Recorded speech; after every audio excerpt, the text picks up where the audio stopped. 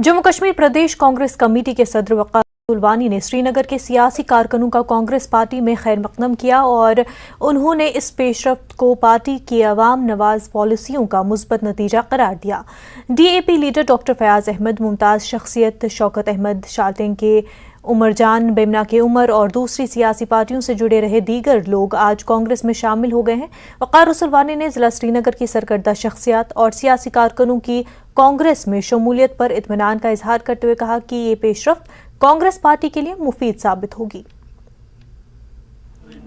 Universally हम यहाँ पे ज्वाइनिंग कर रहे हैं कांग्रेस पार्टी में लोगों को, और आज मैं मुबारकबाद पेश करता हूँ अपने तमाम साथियों को जिन्होंने आज ज्वाइन किया।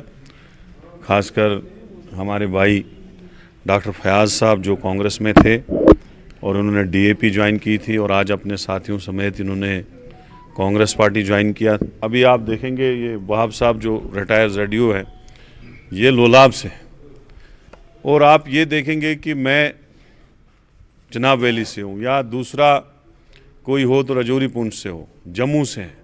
कांग्रेस पार्टी जो है ये 90 की 90 कॉन्स्टिट्यूंसी में, ये ठीक बात है कि कमज़ोर हुई थी, हम इसको मजबूत करने की पूरी कोशिश करते हैं, लेकिन हर जगह मौजूद है और हम इसको अब मजबूत करेंगे। और कांग्रेस पार्टी वो पार्टी है जो 90 की 90 सीटों में, अगर BJP को किसी से मुकाबला है तो कांग्रेस से, अगर NCPDP को मुकाबला होगा तो कांग्रेस से होगा।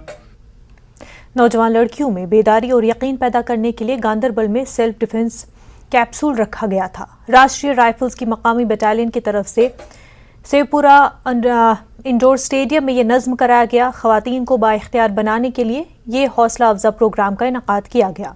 मुख्तलिफ एज ग्रुप्स और वेट कैटेगरीज की लड़कियों ने इसमें हिस्सा लिया और अपने ख्वाबों को पूरा करने के साथ साथ खुद एतमादी पैदा करने के लिए वो यहाँ आई।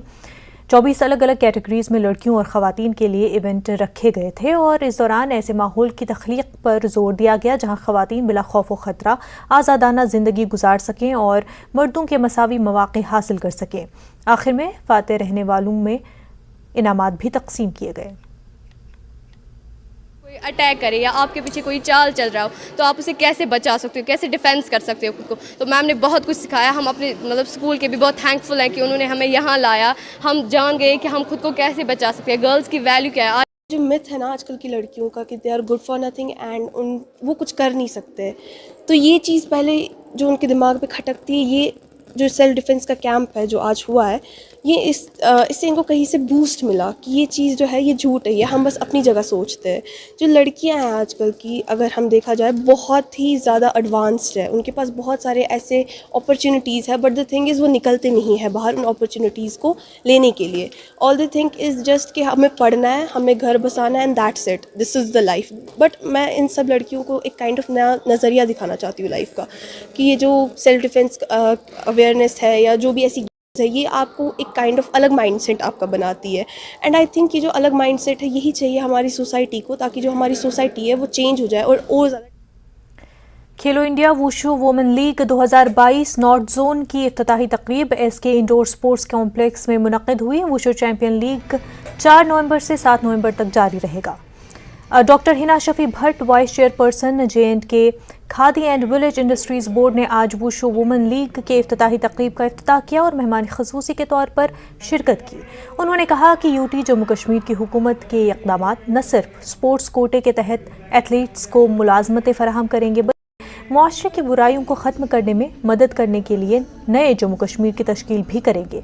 इस लीग में 8 रियासतों की 500 से ज़्यादा ख़वातीन एथलीट्स शिरकत करेंगी। फातेह खिलाड़ियों को 40 लाख नकद इनाम दिया जाएगा। देश के बिन बिन कोनों से बच्चे यहाँ आए हैं खेलने के लिए। एक सिक्योरिटी फील होती है और गर्व महसूस होता है कि यही बच्चे जब इंटरनेशनल लेवल पे जाके देश के लिए मेडल्स लाते हैं, तो ये जो प्लेटफॉर्म है ये जम्मू कश्मीर में जो देखने को मिल रहा है, मैं कंग्रेचुलेट करना चाहती हूँ हमारे सारे प्लेयर्स को और हमारे ऑर्गेनाइजर्स की बहुत ज़्यादा मेहनत है कि वुशु को इस लेवल पे लेके आए हैं जहाँ पे इंटरनेशनल लेवल पे 10 में से 6 गोल्ड मेडल्स भी वुशो ही लेके आया है।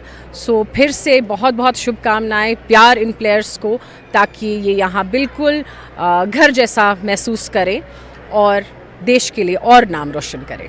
तो जो आज का इवेंट है वो है वुमेंस लीग, जो खेलो इंडिया वाई और स्पोर्ट्स अथॉरिटी ऑफ इंडिया ने ऑर्गेनाइज़ किया है कश्मीर में, और ये पहली बार ही हो रहा है। तो ये बहुत बड़ी खुशी की बात है कि ऐसी पहली बारी कश्मीर में वुमेंस लीग हो रहा है।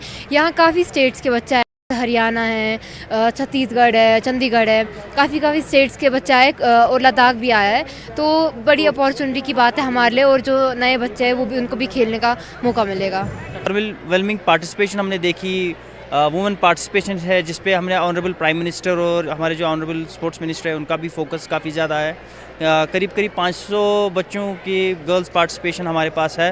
तो एक मैसेज है पीस की, जो स्पोर्ट्स के थ्रू हम कन्वे करना चाहते हैं, और जो भी टैलेंट, हिडन टैलेंट है हर किसी कॉर्नर में है, वो हम अट्रैक्ट करना चाहते हैं ताकि वो कंट्री को इंटरनेशनल लेवल पे रिप्रेजेंट करे। एसोसिएशन ऑफ इंडिया की ओर से मैं कहना चाहूँगा कि खेलो इंडिया का यहाँ पर जो आगाज़ हुआ है वुमेंस लीग का, इसके लिए मैं मुबारकबाद दूंगा सबसे पहले अपने स्पोर्ट्स अथॉरिटी ऑफ इंडिया को, स्पोर्ट्स काउंसिल जम्मू कश्मीर को और अपने एलजी साहब को, कि उन्होंने इस आयोजन करने